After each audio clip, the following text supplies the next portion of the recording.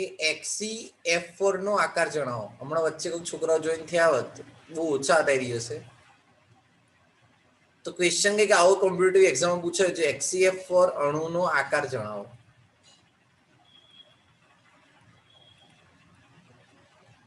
હવે આ અણુનો આકાર ડિફાઇન કરવો છે, કઈ રીતે કરી શકાય?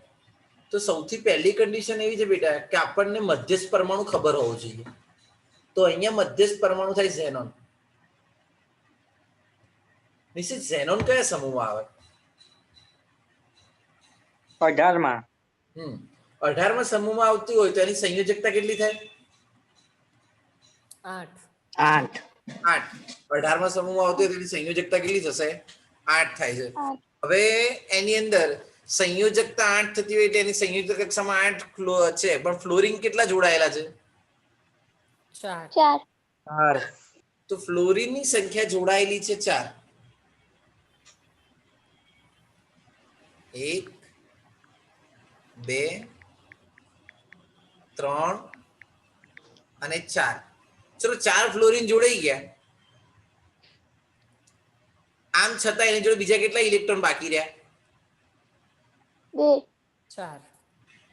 ઇલેક્ટ્રોન 4 અને યુગ્મ 2. કયા પ્રકારનો અણુ બન્યો?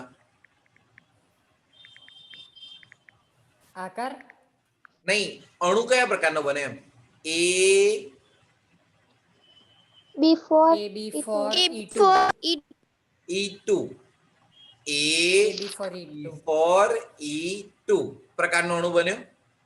હવે યાદ કરો A4B2E2 હોય જ્યાં B શું દર્શાવે છે? તો બંધકારક ઇલેક્ટ્રોન યુગ્મની સંખ્યા કેટલી છે? 4. E શું દર્શાવે છે? તો અબંધકારક ઇલેક્ટ્રોન યુગ્મની સંખ્યા કેટલી છે? 2. ચલો આ પ્રકારનો અણુ હોય તેનો આકાર કયો થાય? યાદ કરો. સમતલીય સમચોરસ. જેને ટેબલ વ્યવસ્થિત તૈયાર કર્યું છે એને ખ્યાલ હશે. પરીક્ષામાં ટેબલ કઈ રીતે ઉપયોગી થાય તમે સમજ્યા હશો કે આપણને અણુનો આકાર નક્કી કરવા પડે. પહેલા અણુ ખબર પડવો જોઈએ, એની રચના દોરતા આવડતી હોવી જોઈએ. આ તો ખાલી અણુનો આકાર જ પૂછે છે. સપોઝ આનું સંકલન પૂછ્યું હોય તો કઈ રીતે નક્કી કરશો? તો બંધકારક અને અબંધકારક ઇલેક્ટ્રોન યુગ્મનો શું કરવાનો? સરવાળો. તમે જોશો તો બોર્ડ ઉપર તો બંધકારક ઇલેક્ટ્રોન યુગ્મની સંખ્યા 4, અબંધકારક ઇલેક્ટ્રોન યુગ્મની સંખ્યા 2, સરવાળો કેટલો થઈ ગયો? 6.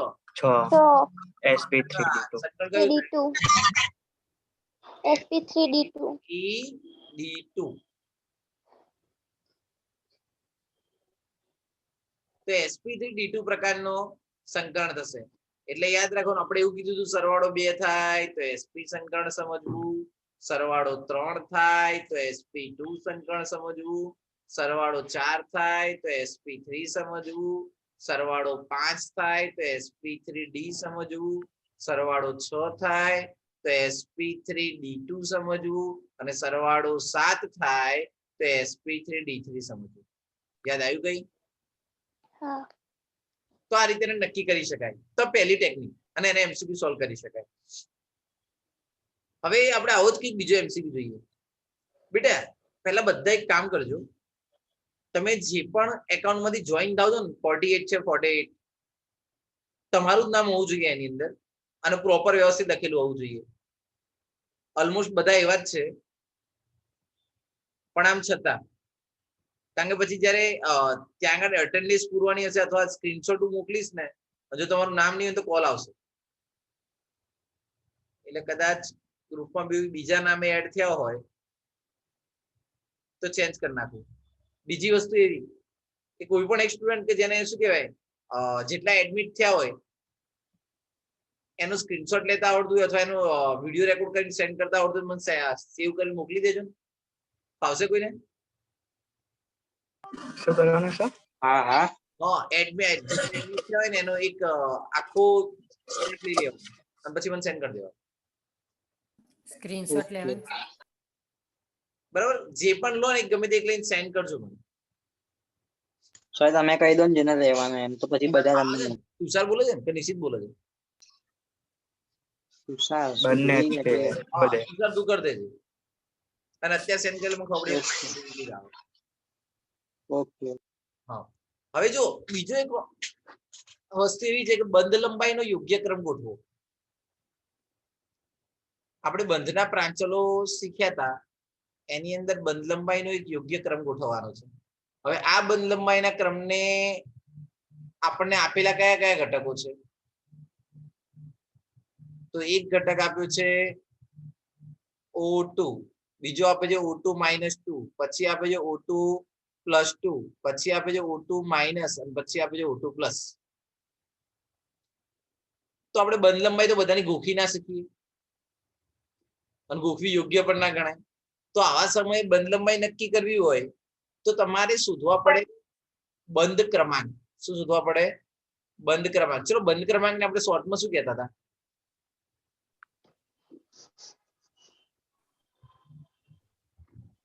બંધની સંખ્યા. બંધની સંખ્યા અથવા બોન્ડ ઓર્ડર તરીકે ઓળખવામાં આવે છે. એક મિનિટ બેટા, ચાલુ રાખજો ને બધા. બંધ ક્રમાંક કઈ રીતે શોધી શકાય? 1 બંધ લંબાઈ. હા, એ તો એનો સંબંધ થયો બેટા, સાચી વાત છે. બંધ ક્રમાંક વધે તો બંધ લંબાઈ ઘટે, કારણ કે બંધ ક્રમાંક વધે એમ એટ્રેક્શન વધે. ચલો, યુ આર રાઈટ. પણ બંધ ક્રમાંક કેવી રીતે શોધવો? યાદ કરો, મેં તમને શોર્ટકટ લોજિક આવું શીખવાડ્યું હતું કે જો 14 હોય ને, આમ તો બંધ ક્રમાંક શોધવાની બહુ લાંબી ટેકનિક છે, પણ આ શોર્ટકટ ટેકનિક એવી છે, 14 હોય તો બંધ ક્રમાંક 3 સમજવાનો. ચલો 14 કરતા નીચે હોય તો 15 હોય તો 0.5 ઘટાડો. ચલો 0.5 ઘટાડો એટલે કેટલા થઈ જાય? તો 2.5. 2.5. 16 હોય તો 2, 17 હોય તો 1.5. 18 હોય તો 1. 19 હોય તો 0.5, 20 હોય તો પાછું 0 થઈ જાય. આવું શક્ય નથી. ચલો આવું જ વિચારો. ચલો સરવાળો 13 થતો હોય તો 2.5, 2.5. સરવાળો 12 થતો હોય તો 2, 2. સરવાળો થતો હોય તો 1.5, 1.5. થતો હોય તો 1, 1. 9 થાય તો 0.5. 0.5. તો આવું તમે લોજિકલી શીખેલા છો. હવે અહીંયા સૌથી પહેલું વિચારીએ O2. ચલો ઓક્સિજનમાં ઇલેક્ટ્રોનની સંખ્યાનો, આ ઇલેક્ટ્રોનની સંખ્યાનો સરવાળો બતાવજો. તો ઓક્સિજનનો પરમાણુ ક્રમાંક કેટલો થાય? પરમાણુ ક્રમાંક 8. હા, ઓક્સિજનમાં પરમાણુ ક્રમાંક O બરાબર, એટલે Z પરમાણુ ક્રમાંક થશે 8, પણ 2 છે એટલે શું થશે? 16. ચલો 16 હોય તો બંધ ક્રમાંક શું થાય? 2. 2. પછી વિચારીએ O2 -2. ચલો આમ તો O2 હોય તો 16 થાય, પણ -2 નો મીનિંગ શું થાય બેટા? +2 વધે. 2 મેળવ્યા. હા, 2 મેળવ્યા એટલે શું થશે? +2 18. 18 હોય તો કેટલો? 1. લખવાનું O2 -2 માં કુલ ઇલેક્ટ્રોનની સંખ્યા 16 હતા અને 2 મેળવ્યા એટલે થઈ ગયા 18. અને 18 હોય તો અહીંયા જો 18 હોય તો બંધ ક્રમાંક કેટલો થઈ જાય? 1. ચલો પછી વિચારો O2 +2. આમ કેટલા હોય? 16. કેટલા હોય? 16. 16. 2 ગુમાવ્યા. 2 ગુમાવ્યા. 14. 2 ગુમાવે તો 14. 14. 3. પછી વિચારીએ O2 -2. આમ 16 હોય, 1 મેળવે તો 17 થાય, 17 હોય તો 1.5. 5. અહીંયા વિચારો O2 -16 એટલે ઓક્સિજનના 2 છે એટલે 16 વત્તા 1 મેળવ્યો એટલે થઈ જશે 17 એટલે 1.5. પછી O2 પ્લસ કેટલા થશે? 16 માંથી 1 કરો એટલે 15. 15 તો 2. સર આ JEE નીટના MCQ. શું બેટા? આ JEE નીટના MCQ છે. હા, એમાં પૂછાયેલો છે કે બંધ લંબાઈનો ક્રમ જણાવો. બંધ લંબાઈનો યોગ્ય ક્રમ જણાવો. હવે જો બેટા, આની અંદર હવે આપણને ખબર છે કે બંધ ક્રમાંક વધે તો બંધ લંબાઈ ઘટે છે. ક્રમાંક વધે તો બંધ લંબાઈ ઘટે. તો સૌથી વધુ બંધ લંબાઈ કોની હશે according to you? O2 plus 2. O2 plus 2 O2 plus 2 આવે O2 minus 2 આવે? minus 2 -2. કેમ minus 2? minus -2 આવે કેમ બંધ ક્રમાંક ઘટે તો બંધ લંબાઈ વધે. શું યાદ રાખવાનું છે? બંધ ક્રમાંક ઘટે તો બંધ ક્રમાંક ઘટે તો બંધ લંબાઈ વધે. O2 -2 નો. -2 નો પછી O2 માઇનસ કેમ? માઇનસ 5. પછી પછી O2 O2 પ્લસ 2 પછી કયું આવે? O2 plus O2 પ્લસ પછી કયું આવે? O2 O2 plus plus 2. 2. Plus 2 યાદ રાખો બંધ ક્રમાંક વધે તો બંધ લંબાઈ ઘટે. ઘટે. આનો બંધ ક્રમાંક 1 છે એટલે બંધ લંબાઈ સૌથી વધુ. પછી બંધ લંબાઈ 1.5 થઈ એટલે બંધ લંબાઈ એટલે કે બંધ ક્રમાંક 1.5 થયો એટલે ઘટ્યું. પછી 2 પછી 2.5 અને 3 કારણ કે એકબીજાના કેવા છે? વ્યસ્ત પ્રમાણમાં. પરીક્ષામાં આવું કઈ ના લખેલું હોય ખાલી બંધ ક્રમાંક ગોઠવવાનો હોય.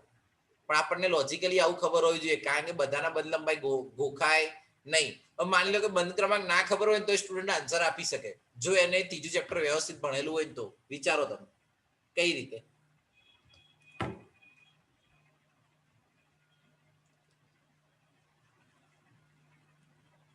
જો બંધ ક્રમાંક એને ના ખબર હોય છતાંય આન્સર આપી શકે જો ત્રીજું ચેપ્ટર તે વ્યવસ્થિત ભણેલો હોય તો.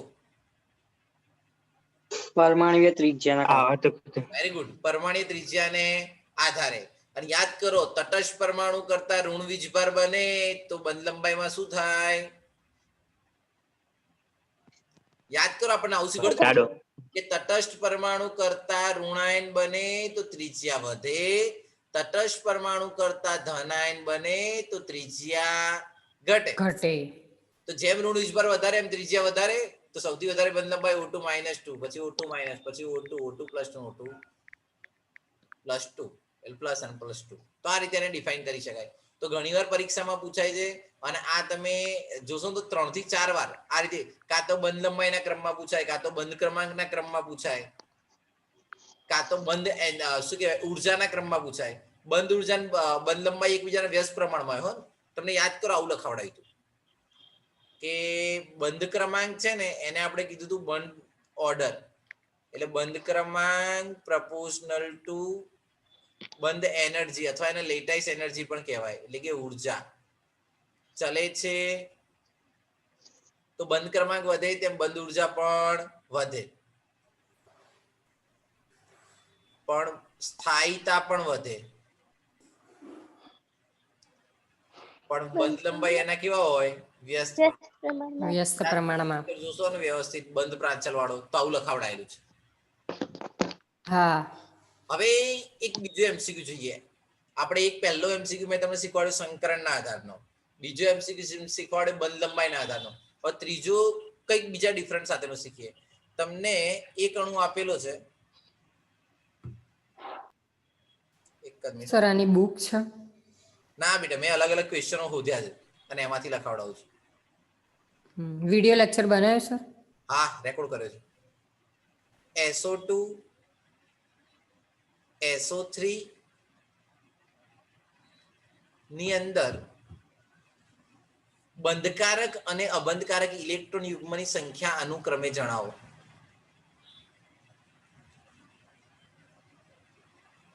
બંધકારક ઇલેક્ટ્રોન યુગ્મ અને અબંધકારક ઇલેક્ટ્રોન યુગ્મની સંખ્યા જણાવો.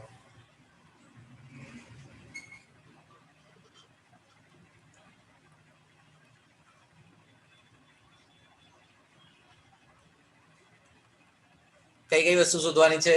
બંધકારક અને અબંધકારક. ચલો કઈ રીતે શોધશો? એનીવન આઈડિયા ખરો બેટા શું કરી શકાય આમાં? સંયોજકતા ઇલેક્ટ્રોન લખવાનું. પહેલા શું નક્કી કરવાનું? સંયોજકતા ઇલેક્ટ્રોન. ચલો સલ્ફર કયા સમૂહમાં આવે? 16માં. 16મા સમૂહમાં. સલ્ફર 16મા સમૂહમાં આવતો હોવાને કારણે અને ઓક્સિજન 16મા સમૂહમાં આવે એટલે સંયોજકતા 2 હોય એટલે double bond O double bond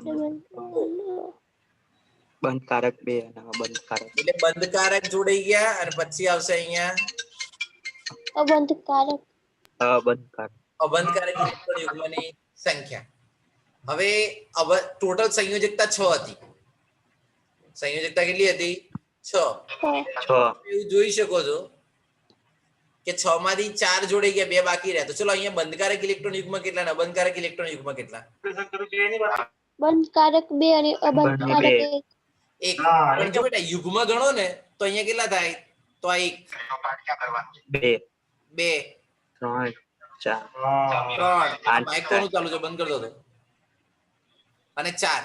એટલે બંધકારક આપણે જ્યારે સંકરણ ગણતા હોય ત્યારે બેટા આને 1 ગણવાનો, પણ યુગ્મ ગણતા હોય ત્યારે ટોટલ કેટલા મળશે? તો 4. અને અબંધકારક કેટલા મળશે? Lone pair 2. ઇલેક્ટ્રોન 2 યુગ્મ 1 ઇલેક્ટ્રોન 2 અને યુગ્મ કેટલું આવશે? 1. તો તમે અહીંયા કહી શકો છો આનો આન્સર આવે 4 1. ચલો આની અંદર વિચારો તો ડબલ બોન્ડ અને ડબલ બોન્ડ અબંધકારક કેવા થઈ ગયા? સલ્ફરની સંયોજકતા 6 એટલે અબંધકારક કેવા થઈ જશે? તો 0. પણ બંધકારક કેટલા? 1 2 3 4 5 અને 6. તો આ રીતે અબંધકારક અને બંધકારક ગણી શકાય. હજુ એક લોજિકલ તમને બીજો ક્વેશ્ચન આપું. તમને આપી દીધું હોય HCF2 HCF4 અને HCF6 માં બંધકારક અને અબંધકારક ઇલેક્ટ્રોન યુગ્મની સંખ્યા અનુક્રમે જણાવો. ચલો બોલવાનું ચાલુ કરો, શું થાય?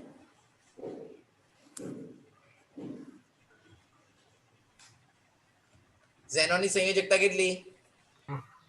8. 8 તો ઝેનોનની સંયોજકતા થશે 8. સર પેલા સૂત્રથી શોધીએ તો ચાલે ને? Ab2E2 વાળા કે છે? ના, તો આપણે જૂથનો મેળા છે એના માટે 1 2 સંયોજકતા 8 હતી, 2 જોડાય એટલે 3. બોલ બેટા શું કહે છે તું હવે? પેલા સૂત્ર તમે પેલા નતું લખાવ્યું પહેલાના લેક્ચરમાં એ? આ તોય ચાલે. હવે Xc જોડે 2 ફ્લોરિન જોડાયા અને 6 ઇલેક્ટ્રોન બાકી રહ્યા, તો અહીંયા શું કહી શકાય? તો 2 બંધકારક અને અબંધકારક કેટલા? 3. 3. ચલો હવે આના માટે વિચારો તો 4 જોડાઈ ગયા, બાકી કેટલા રહ્યા? યુગ્મ ઇલેક્ટ્રોન 4 અને યુગ્મ 2. 2. તો જવાબ શું આવશે? 4 2. 4 2. 4 2. હા, ચલો પછી અહીંયા વિચારો તો કેટલા જોડાયેલા છે? તો 1 2 3 4 5 અને 6. બંધકારક યુગ્મ 3. હા, તો અહીંયા કેટલા આવશે? 6 1. શું આવશે? 6 6 1. ચલો હવે તમને બીજું એ પૂછી જ લઈએ આની જોડે જોડે. આમાં સંકરણ કયું થાય?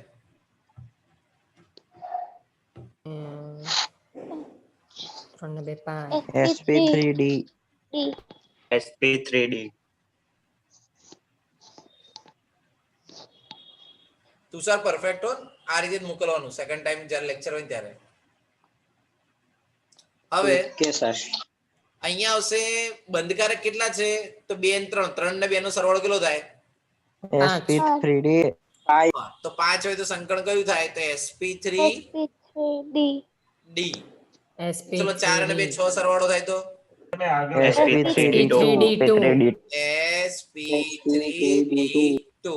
ચલો 6 સરવાળો થાય તો sp3d3 sp3d3. ચલો આનો આકાર કયો કીધો તો યાદ કરો. આનો આકાર કયો કીધો તો?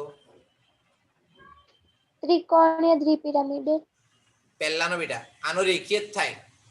અબંધ આ કયા પ્રકારનો અણુ થયો ખબર છે? Ab2E3 પ્રકારનો અણુ થયો. કયા પ્રકારનો અણુ થયો? Ab2E3. એટલે આનો આકાર રેખીય થાય. પછી આનો આકાર કયો થશે? સમતલીય ચોરસ. કયો આકાર થશે? સમતલીય ચોરસ. સમતલીય સમતલીય ચોરસ. ચોરસ હોય તો આ અણુ કયા પ્રકારનો થયો? તો Ab4E2. આનો આકાર શું થાય? તો વિકૃત અષ્ટફલકીય.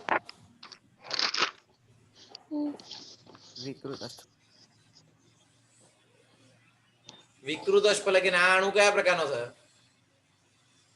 AB6 AB6E AB6 AB6 અને E E.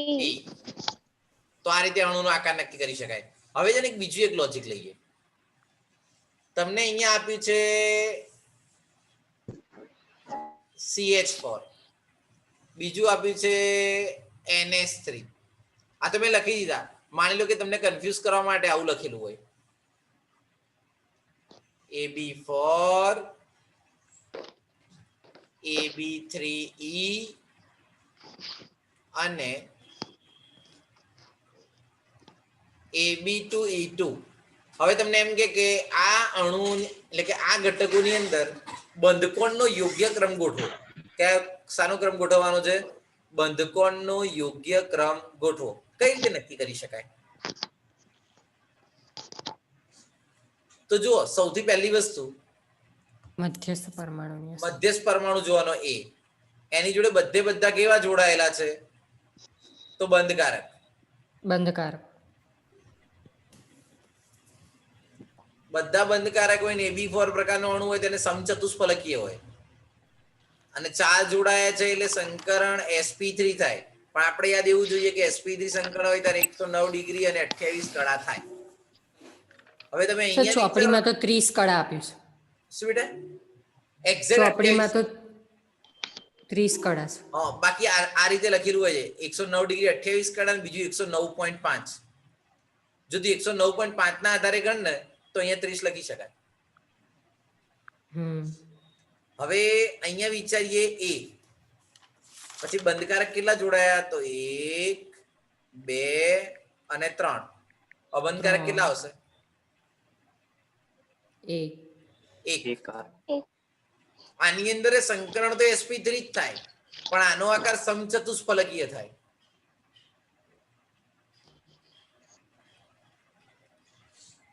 આનો આકાર થાય ત્રિકોણીય દ્વિપિરામિડલ. ત્રિકોણીય દ્વિપિરામિડલ. હા, જેને ટેબલ આવડ્યા એના ક્વેશ્ચનો આવડ્યા. હવે અહીંયા તમે વિચારો, આ અબંધકારક ઇલેક્ટ્રોન છે ને, ઇલેક્ટ્રોન કયો વીજભાર ધરાવે? ઋણ. તો બંને ઋણ વીજભાર ધરાવતા હોય ને તેમના વચ્ચે અપાકર્ષણ થાય. અને આ અપાકર્ષણ માટે સ્વિઝિક અને પોવેલ નામના વૈજ્ઞાનિક હતા. એમણે સમજાવ્યું હતું કે અબંધકારક યુગ્મ વધે તેમ બંધકોણમાં ઘટાડો થાય. એટલે sp3 છે ને છતાં 107 બંધકોણ થયો. આનું રીઝન શું? કારણ કે અબંધકારક ઇલેક્ટ્રોન વચ્ચે અપાકર્ષણ થયું અને અપાકર્ષણ થવાને કારણે બંધકોણ ઘટ્યો. તો આને 109 ડિગ્રી અને 28 અથવા 30 અને અહીંયા 109.5, અહીંયા 107 થઈ ગયો. ચલો અહીંયા વિચારો તો સેન્ટરમાં શું છે? A. બે બંધકારક. બે કેવા આવશે? બંધકારક. અને અબંધકારક પણ કેટલા છે? 2. ચલો સંકળ કયું થાય? sp3 થાય. તો sp3 પણ આકાર બદલાઈ જાય. આકાર કયો થાય? વળેલો. હા, વળેલો આકાર કહેવાય. આને વળેલો આકાર પણ કહે છે. કોણીય આકાર પણ લખેલું હોય છે અને ઘણીવાર કોમ્પિટિટિવ એક્ઝામમાં V આકાર પણ લખેલું હોય છે. બધાનો અર્થ સેમ સમજવો. વળેલો આકાર પણ કહેવાય, કોણીય આકાર પણ કહેવાય અને V આકાર પણ કહેવાય.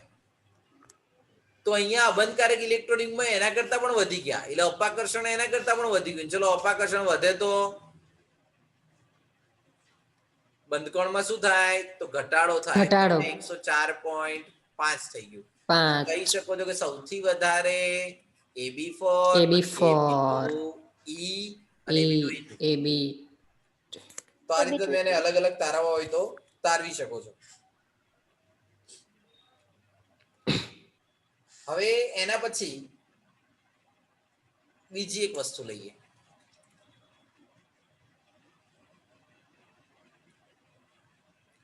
તમને બે ઘટક આપ્યા છે.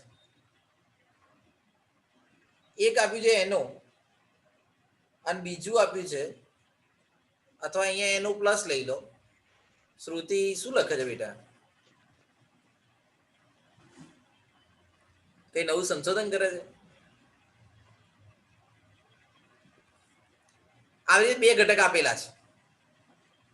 તમને એક ઓપ્શન એવો લખીને આપ્યો છે, હવે તમારે વિચારીને મને આન્સર આપવાનો જો. એનો કરતા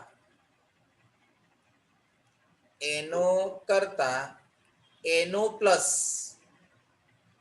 માં બંધ લંબાઈ વધુ છે.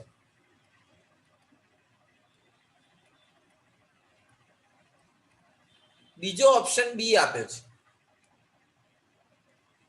બંધ લંબાઈની આગાહી ન કરી શકાય.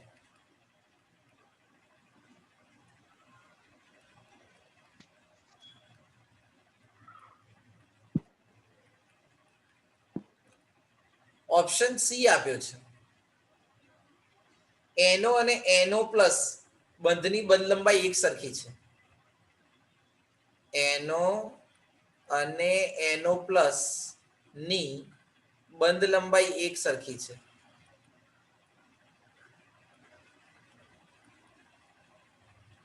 અને ઓપ્શન ડી આપ્યો છે, એનો પ્લસ કરતા એનોમાં બંધ લંબાઈ વધુ છે.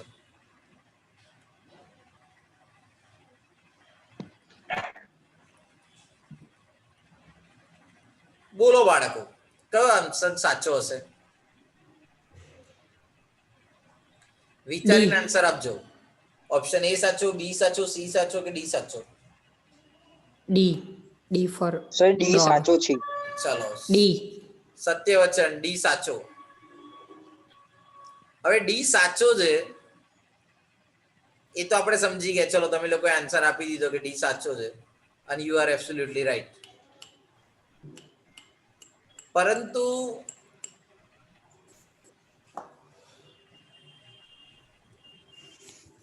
તમને એમ કે તમને કઈ રીતે ખબર પડી, તો તમે શું કહો?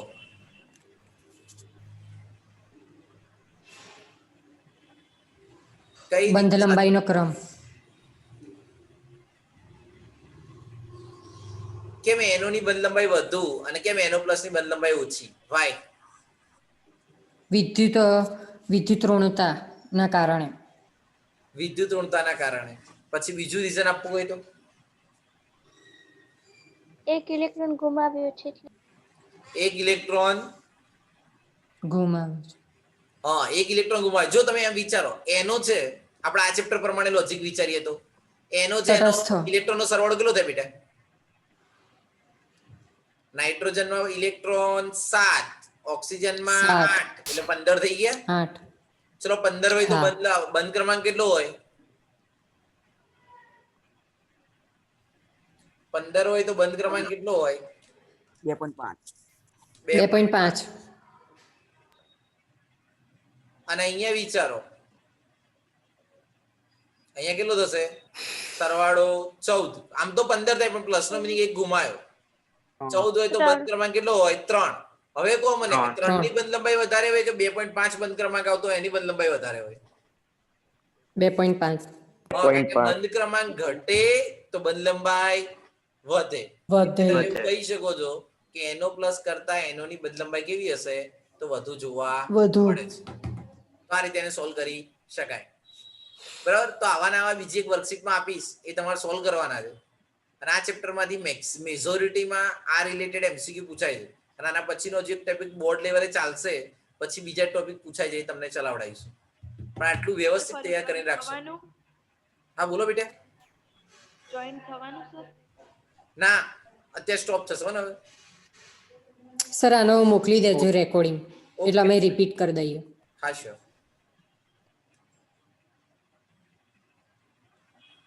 અને આના સિવાય કોઈ કન્ફ્યુઝન હોય અને લેક્ચર જોયા પછી ખબર ના પડતી હોય, તમે પૂછી શકો છો વિધાઉટ શરમાયા વગર. હા સર.